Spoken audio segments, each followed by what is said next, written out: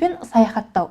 Круизбен саяхаттау арқылы сіз бір дегенде 3 мемлекеттің 6 қаласын көріп саяхаттай аласыз. Бұл ең аз дегенде 7 күнде көретініңіз. Ал егер сіздің круизіңіз 7 күннен көп болатын болса, онда көп баса мемлекет, көбірек қаланы көресіз. Өзіңізбен бірге круиздік саяхатқа 6 адамға дейін алып кету мүмкіндігіңіз бар.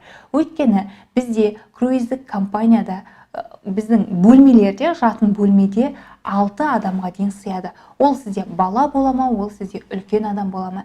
Барлығын қосқанда 6 адам бір бөлмеге сыяды. Сол себепті бір адам максимум 6 адамды өзімен саяхатқа алып кете алады. Ешқандай да налог, пайыз артық шығын шықпайды. Өйткені турагентство емес, сіз круиздік компаниядан бірден өзіңіз брон жасап отырсыз.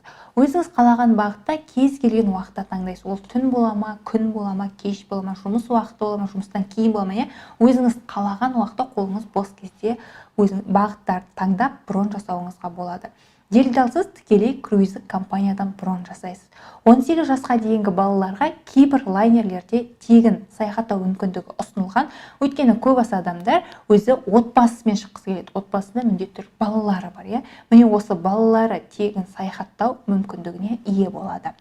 Басқа да қызмет түрлерін жеңілдікпен қолдануыңыз болады. Бізде круиздік компанияда круиздік саяхаттан бөлек қонақ үйлер бар.